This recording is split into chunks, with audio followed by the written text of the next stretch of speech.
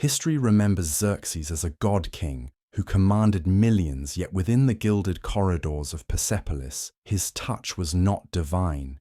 It was a curse. We are taught to fear the tyrant on the battlefield, but the true horror lay not in his wars, but in the unspeakable fate reserved for the women of his own household. This is not merely a tale of ancient scandal, it is a forensic examination of the Anderun, a political machine where beauty was a death sentence and silence the only currency. Before we unlock these gates, subscribe to join our descent into history's shadow, and tell me in the comments, from which city are you witnessing this darkness today? Let us dissolve the mists of time and place ourselves within the sprawling complex of Persepolis in the year 465 BCE. If you were to stand in the outer courtyards, you would be blinded by the sheer scale of the empire's wealth. For the walls were adorned with glazed bricks that shimmered like dragon scales under the relentless Persian sun, and the air itself seemed to vibrate with the marching of the immortals, those 10,000 elite soldiers who guarded the physical body of the King of Kings. But we are not here to marvel at the architecture of men. We must venture deeper past the great hall of 100 columns and through the heavy cedar gates that were guarded not by soldiers but by silence into the forbidden sector known as the Anderun. The Western world has long held a fantastical and ultimately false image of the Persian harem, an image cultivated by Orientalist painters and Hollywood directors who depicted these spaces as chaotic dens of debauchery filled with scantily clad women lounging in eternal leisure while awaiting their master's pleasure. But the reality, as recorded by the meticulous physician Ctesias of Cnidus, who lived and served within these very walls, was far more clinical and infinitely more terrifying. The Anderun was not a brothel. It was a highly sophisticated political institution, a bureaucracy of flesh and blood where every glance was calculated and every whisper could be transcribed as treason. Imagine the atmosphere that permeated these corridors. It was not the scent of rosewater and jasmine that dominated the senses, though those perfumes were certainly applied with liberal desperation to mask the underlying odor of anxiety. It was the crushing weight of absolute surveillance. Ctesias tells us that the royal women, though living in a luxury that would make modern billionaires envy them, were effectively prisoners of the highest order. They could look out from high latticed windows at the dusting plains of the Mavdasht below, observing the movements of caravans and armies, like birds gazing down from a gilded cage. But they could never step foot beyond the threshold without the king's express permission. To ensure this isolation, the empire employed a specific class of guardian, the eunuch. These were men who had been neutralized in their youth, castrated not merely to ensure the paternity of the king's heirs, but to sever their connection to the world of masculine ambition. They moved through the Anderun with the silent tread of ghosts, their soft footsteps on the polished stone floors, serving as a constant auditory reminder that someone was always listening. They were the gatekeepers, the messengers, and often the executioners. For a woman in the Anderun, the eunuch was the only bridge to the outside world, a bridge that could be burned at any moment. But the true horror of the Anderun was not physical confinement. It was psychological conditioning. We must understand that the women here, from the lowest concubine to the queen herself, were not merely waiting to be chosen for a night of passion. They were engaged in a brutal Darwinian struggle for survival. In a system where the king's favor was the only source of light, those who fell into his shadow simply ceased to exist. They didn't die immediately. Of course, they continued to breathe, to eat the fine delicacies brought from the corners of the earth, and to wear the purple robes of state. But socially and politically, they expired. This fear of obsolescence created a toxic environment where trust was a liability and betrayal was a survival strategy. Sisters turned against sisters and mothers used their daughters as pawns in a high-stakes game of dynastic chess. It is crucial to remember that this was a society that practiced proskynesis, the ritual of full prostration before the monarch. When Xerxes entered the room, it was not merely a husband or a father walking in, it was the arrival of a deity. To look him in the eye without permission was a crime, to speak without being addressed was a transgression, and to refuse him anything was an act of cosmic rebellion. The Greek historians who looked upon this system with a mixture of revulsion and fascination noted that the Persian queens were often the most ruthless players in this game. And this makes perfect psychological sense. When you are trapped in a system of absolute patriarchal control, the only way to exert agency is to become an agent of that control yourself. You do not tear down the walls, you reinforce them to ensure they crush your rivals before they crush you. This was the world that Queen Amestris ruled. She was not the passive ornament that history often dismisses, but a woman of formidable intellect and terrifying resolve, who understood that in the Anderun mercy was a weakness that the royal family could not afford. She had survived the purges that accompanied the rise of Darius. She had navigated the treacherous waters of the succession wars, and she had learned the most important lesson of the Persian court, which is that power is not given, it is seized, and once seized, it must be defended with a brutality that leaves no room for ambiguity. As we peel back the layers of this story, we must discard our modern notions of victimhood and villainy. For in the suffocating atmosphere of the Anderun, those lines were hopelessly blurred. Xerxes may have been the god-king, the supreme authority whose word was law. But as we shall see, he was perhaps the most deluded prisoner of them all, trapped in a feedback loop of his own divinity, unable to see the knives being sharpened in the shadows of his own bedroom. It is here in this pressure cooker of repressed emotion and absolute power that our tragedy begins, not with a scream, but with a simple desire that defied the natural order of the court. To comprehend the atrocity that was about to unfold, we must first perform a vivisection on the psyche of the man who sat upon the throne. History often presents Xerxes I as a caricature of Oriental despotism, a man of unbridled rage who whipped the Hellespont Sea when its waves dared to destroy his bridges, and who burned Athens to the ground in a fit of pique. But if we look closer at the primary sources, particularly the inscriptions he left behind at Persepolis, a far more disturbing portrait emerges. This was not merely a man addicted to cruelty, he was a man addicted to order. In the famous diver inscription known to scholars as XPH Xerxes, proclaims with an almost desperate fervour that he has outlawed the worship of false demons and established the worship of Ahura Mazda, creating a state of Arta or divine truth.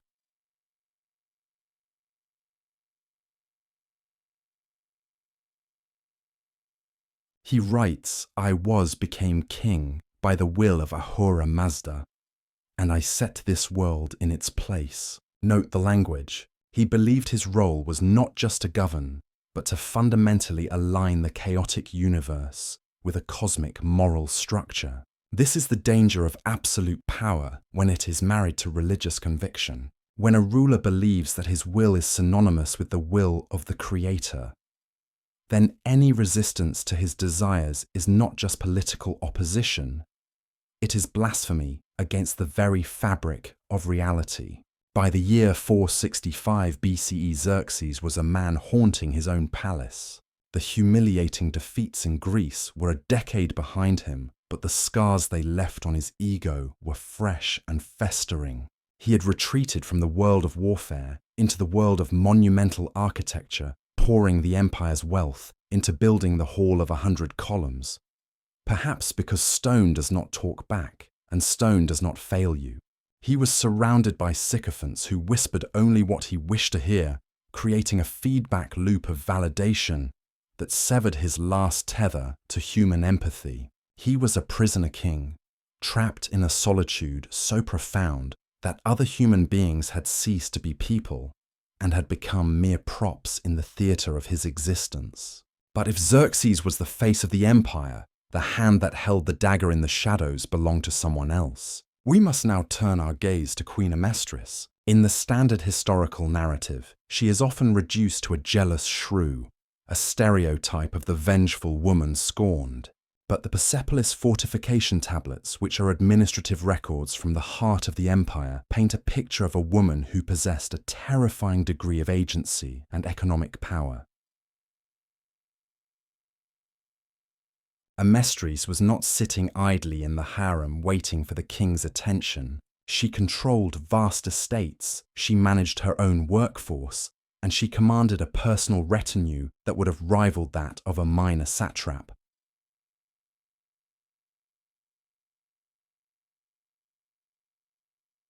Amestris understood something that Xerxes perhaps did not. She understood that in the cutthroat environment of the Achaemenid court, power was a finite resource. If someone else gained favor, she lost it. If another woman's son rose in prominence, her own sons were in danger of being purged. Therefore, her cruelty was not necessarily born of madness, but of a cold reptilian calculation. She was the immune system of the dynasty, attacking any foreign body that threatened the integrity of her position. When we read the accounts of her vengeance, we are not seeing random acts of sadism. We are witnessing the brutal maintenance of a political monopoly. The relationship between Xerxes and Amestris was likely one of the most toxic partnerships in the ancient world. On one side, you had a king who believed he was above all human morality, a man who felt entitled to take whatever pleased his eye, whether it was a country, a monument, or a woman. On the other side, you had a queen who viewed the people around her as potential threats to be neutralized, and who had the patience of a spider waiting in the center of a web that spanned the entire palace. It is critical to understand this dynamic because the tragedy of the robe was not a crime of passion in the traditional sense. It was a collision between two irresistible forces. Xerxes' unchecked libido, which recognized no boundaries, and Amestris' territorial instinct, which recognized no mercy. The victims who were caught between these two leviathans were like small boats caught in a storm, destined to be crushed, not because the ocean hated them, but simply because they were in the way. The stage was set for a catastrophe. The atmosphere in the court was heavy with unspoken tensions. The courtiers walked on eggshells, knowing that the king was bored and restless, a dangerous combination for a man with absolute authority. And it was in this climate of decadent stagnation that Xerxes' wandering eye fell upon a woman who should have been strictly off limits. She was not a slave. She was not a concubine. She was the wife of Merciful, the king's own brother, and a man of impeccable loyalty. In any other society, the taboo of pursuing a brother's wife might have served as a deterrent. But remember who we are dealing with. For Xerxes, a taboo was not a wall. It was a door that he had not yet opened. He approached her with the confidence of a man who had never been refused, expecting her to crumble before his divinity. He offered her gold. He offered her influence. He offered her the world. But he had miscalculated. He had forgotten that even in the shadow of a tyrant, there can still exist a flicker of human dignity that refuses to be extinguished. The refusal of Merciful's wife is one of the great silenced moments of history. We do not know her words, we do not even know her name, for the historians were men who did not think it worth recording. But we know her action. She looked into the face of a living God, and she denied him. It was an act of suicidal bravery, an assertion of self in a world designed to strip the self away. And while it saved her honor, it doomed her body. For in the logic of Xerxes, to be refused was to be insulted, and an insult to the king demanded a correction. He did not strike her down immediately, for that would have been too simple. Instead, his twisted logic led him to a solution that was far more insidious. If he could not have the mother, he would take the daughter, and in doing so, he would set in motion a chain of events that would end in blood and silence. The mechanism of tragedy often relies on a pivot, a moment, where the momentum of events shifts from the manageable to the catastrophic. In the case of the House of Xerxes, that pivot was the king's decision to bypass the fortress of the mother's virtue and instead lay siege to the vulnerability of the daughter. Her name was Artainte. She was young, she was impressionable, and she was the king's own niece. To facilitate this access, Xerxes arranged a marriage between Artainte and his own son, the crown prince Darius. On the surface, this was a celebration of dynastic unity, a strengthening of the royal bloodline that the court poets would have praised in verse. But in reality, it was a tactical maneuver, a way to bring the object of his desire within the walls of the palace, where the safeguards of her parents could no longer protect her. Once she was installed within the royal quarters, the seduction began. We must be careful not to project modern concepts of romance onto this dynamic. This was not a courtship, it was an acquisition. Xerxes, with the weight of the empire behind him, turned his attention upon a girl who had likely been raised to view him as a figure of worship. Whether she submitted out of fear, out of awe, or out of a genuine desire for the power that his favour conferred is a detail that history has swallowed. What we know is that the affair commenced, and for a time it remained a whisper in the corridors, a scandalous secret that the courtiers knew but dared not speak. But secrets in the Persian court were like rot in the foundation. Eventually they caused the structure to collapse. The collapse began with a promise. In a moment of post-coital hubris, or perhaps simply to demonstrate the extent of his generosity, Xerxes made a fatal error.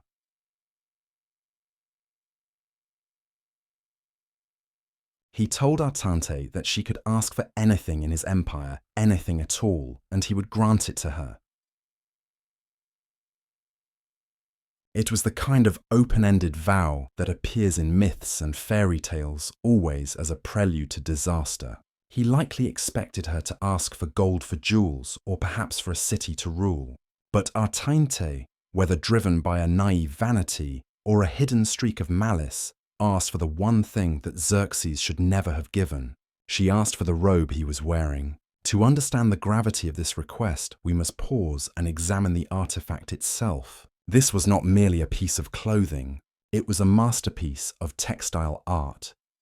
A heavy, multifaceted garment woven from the finest wool and dyed with the deep resonance of Tyrian purple, a colour derived from crushing thousands of sea snails, a process so expensive that the dye was worth more than its weight in gold.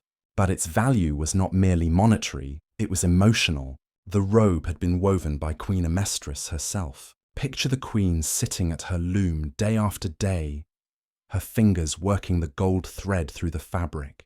In a world where she had little direct control over her husband's wanderings, this robe was a physical manifestation of her devotion and her claim upon him. Every knot was a bind, every thread was a testament to her labour. For Xerxes to give this specific garment to his mistress was not just an act of infidelity, it was a public desecration of his wife's dignity. It was a signal that her labour, her love and her status meant less to him than the whim of a passing fancy. Xerxes, to his credit, realized the danger. He understood that this was a line he should not cross. The Greek sources tell us that he tried to bargain with the girl. He offered her cities instead. He offered her gold in quantities that would stagger the imagination. He offered her the command of an army, which for a woman in Persia was an unheard of honor. But Artainte, with the stubbornness of youth, refused them all. She wanted the robe, and Xerxes, bound by his divine word, and perhaps paralyzed by his own inability to deny himself anything, finally relented. He handed her the garment, and in that exchange he signed the death warrant of his brother's family. Artainte didn't hide her prize. She wore the robe. She paraded through the women's quarters draped in the queen's handiwork, the gold threads catching the light, the purple fabric trailing behind her like a royal banner. It was a display of breathtaking arrogance. When Amestris saw the girl wearing the robe, she did not scream. She did not weep. She did not fly into a rage. The reaction of Amestris was far more terrifying because it was completely silent. She recognized the robe immediately. She knew exactly what it meant. It meant that her husband had betrayed her with her own niece. It meant that the girl was mocking her. But here is where the twisted logic of the Anderun reveals itself. In the mind of Amestris, the girl was merely a symptom, the disease lay elsewhere. She did not blame Artainte, for she viewed Artainte as a foolish child easily manipulated. Nor did she blame Xerxes, for in her worldview, the king was a force of nature like a storm or a flood, destructive, but inevitable. No Amestris directed her freezing cold hatred toward the one person she believed was truly responsible. The mother, the wife of Mesistes, the woman who had started this entire chain of events by saying no. In the queen's warped calculation, it was the mother's refusal that had forced Xerxes to turn to the daughter. It was the mother's virtue that had caused this chaos. Therefore, it was the mother who had to pay. Amestris decided to wait. She didn't strike immediately. She waited for the perfect moment, a moment when custom and law would be on her side. She waited for the Tykta, the great royal banquet celebrating the king's birthday. It was the one day of the year when the king ceremonially washed his hair and prepared gifts for his subjects. It was also the one day of the year when, by ancient Persian law, the king could not refuse a request made by his queen. The trap was set. The robe had been the bait, and now the jaws of the machine were about to snap shut. As the days ticked down to the banquet, the palace continued its rhythms, unaware that a ritual of blood was being prepared in the queen's chambers. The atmosphere grew heavy like the air before a thunderstorm. The servants could feel it. The eunuchs could feel it. But the victims, secure in their innocence, saw nothing but another royal celebration approaching on the calendar. They didn't know that they were already walking through the valley of the shadow of death. The day arrived. In the Persian calendar, it was known as the Tykta, the one day of the year when the king honoured his own birth. Herodotus provides us with a specific and rather intimate detail about this occasion, noting that it was the sole day when the king would ceremonially wash his hair and distribute gifts to the Persian nobility.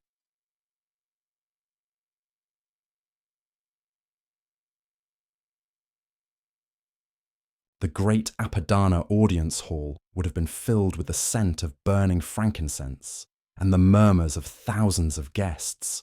Tables groaned under the weight of roasted meats, and wine poured into rhytons of gold flowed like a river of blood. To the casual observer, it was a scene of unparalleled magnificence, a celebration of the empire's enduring vitality. But for Queen Amestris, sitting silently beside her husband, it was not a celebration. It was a courtroom. As the festivities reached their zenith, Amestris made her move. She didn't raise her voice, she did not make a scene. She simply leaned over to the king and invoked the ancient custom. On the day of Tykta, the king could refuse no request. And so she asked, not for gold, not for jewels, but for a specific person. She asked for the wife of Mesistes to be delivered into her custody. Xerxes froze. The ancient sources suggest that he understood immediately the magnitude of the trap he had walked into. He knew the hatred his wife harbored for his sister-in-law. He knew that handing this woman over to Amestris was tantamount to signing a warrant for something far worse than execution. For a moment, the facade of the god-king cracked. He pleaded with his wife. He offered her cities in the east. He offered her the treasury. He offered her the command of his personal guard. He begged her to choose anything else in the world. But Amestris was immovable. She was the embodiment of the law itself, cold, unyielding, and terrifyingly precise. She reminded him that a king who breaks his word is no king at all. The entire court was watching. The nobility was watching. If Xerxes refused, he would be admitting that his power was limited, that his divine word was fallible. He was trapped by the very myth of omnipotence he had spent his life constructing. With a heaviness that must have crushed his soul, he nodded. The signal was given. The guards were dispatched. While Xerxes tried to drown his guilt in wine and noise, the queen's agents went to the house of Mercistes. They did not take the husband, only the wife. What happened next is a sequence of events so harrowing that even the hardened historians of antiquity struggle to find the words to describe it. And we too must be careful here, for we are entering the realm of unspeakable cruelty. Amestris did not order the woman's death. To kill her would have been a mercy, and there was no mercy to be found in the queen's heart that night. Instead, she ordered her personal bodyguards, the eunuchs, and the silent enforcers of the Anderun to perform a systematic dismantling of the woman's humanity. They were instructed to inflict the final verdict upon her beauty. We will not list the biological specifics of the mutilation, for they are the stuff of nightmares. Instead, let us focus on what was taken. They took her ability to smell the fragrance of her children. They took her ability to hear the voice of her husband. They took the lips that had refused a king and the tongue that had dared to speak the word no. It was a surgical erasure of identity. Amestris turned a living, breathing human being into a walking message. The message was clear. This is what happens when you possess something the king desires. This is what happens when you cross the queen. When the procedure was finished, the woman, if she could still be called, that was not buried or hidden away.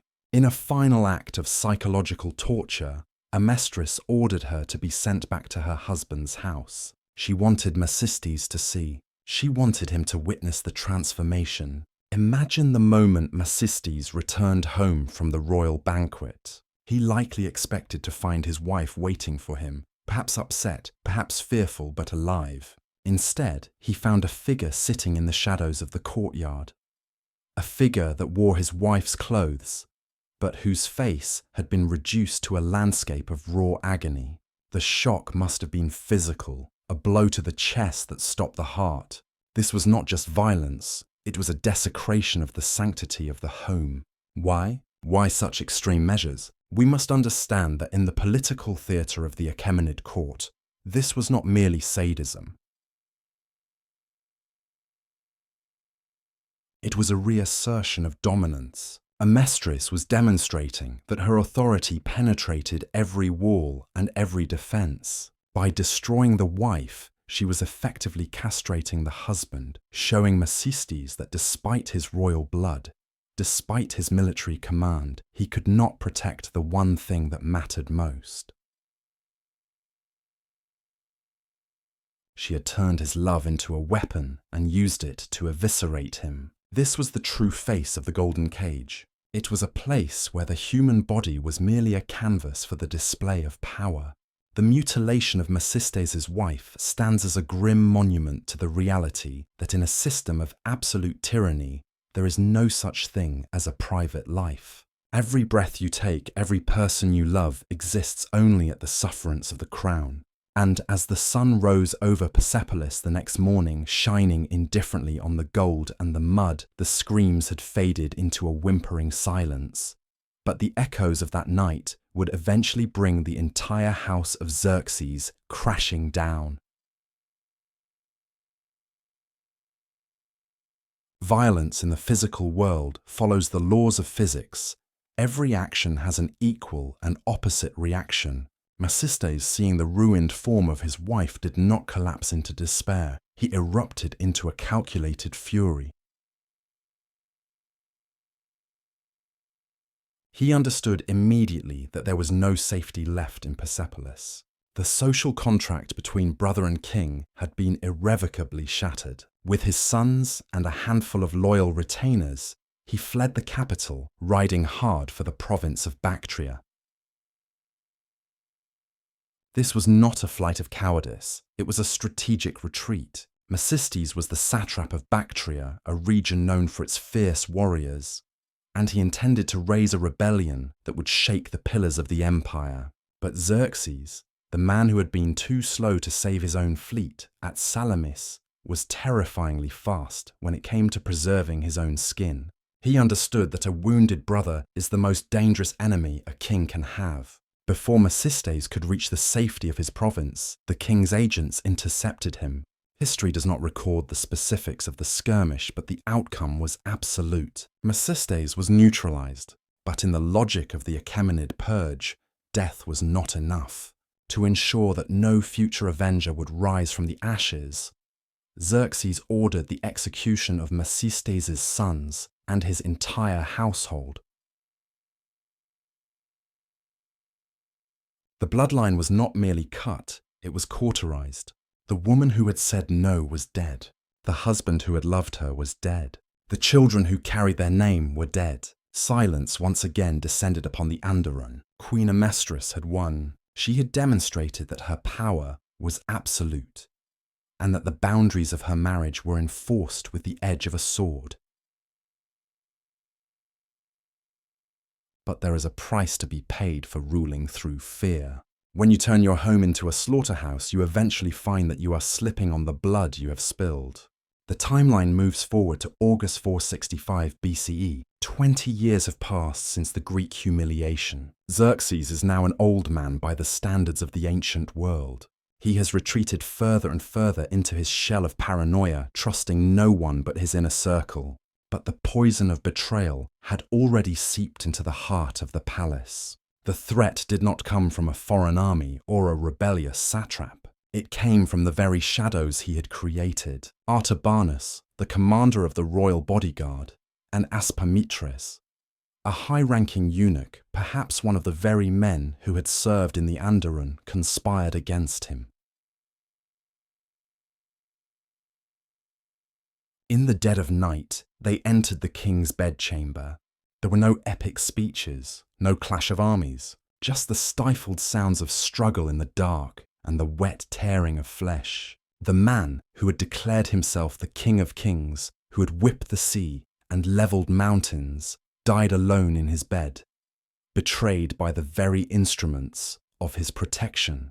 The gods do not bleed, but Xerxes did. His death unleashed a new cycle of chaos. His son Artaxerxes ascended the throne only after being manipulated into murdering his own brother, Darius, another victim of the palace's toxic lies. The dynasty continued for another century and a half, repeating the same patterns of incest assassination and systemic cruelty until Alexander the Great arrived to burn Persepolis to the ground.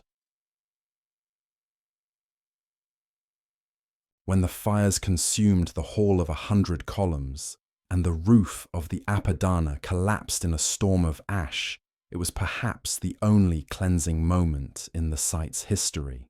The flames devoured the tapestries that had witnessed unspeakable acts, and the heat cracked the stones that had absorbed the screams of the innocent.